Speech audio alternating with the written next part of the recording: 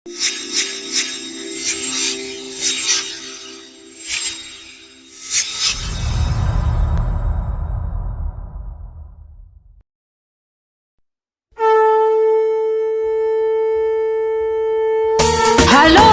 Hello.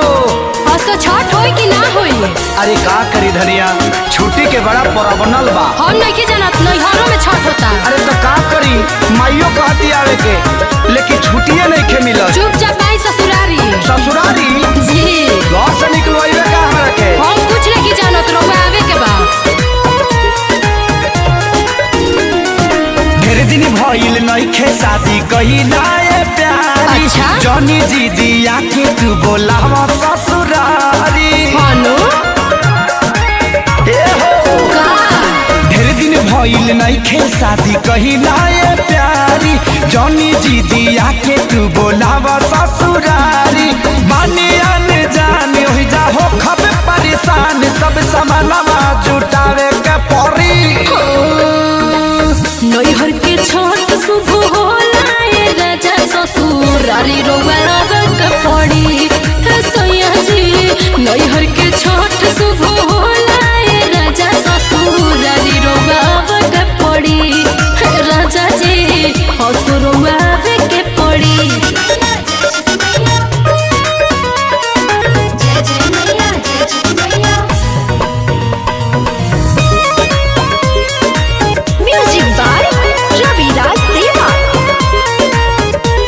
जय छठी मैया।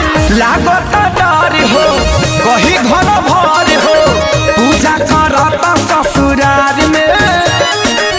बेली के पियरिया लेके दियरिया, जाइब जब माई दरबार में।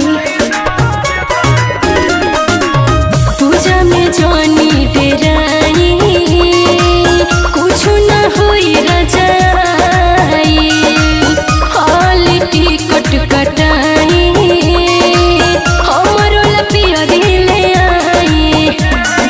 हमारो बामान बाकी कैसे आई धान, पूरा घर के मनावे के पड़ी।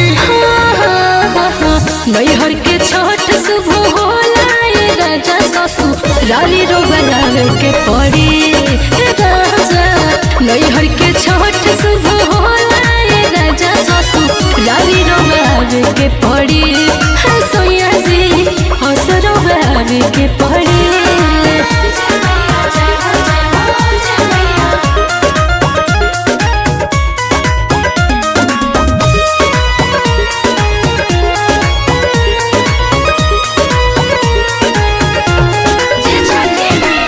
हो खजानी दुखिया कोसी खाती उखिया, धनिया मंगोई बजरिया से। कर जनी ऐसा भेजत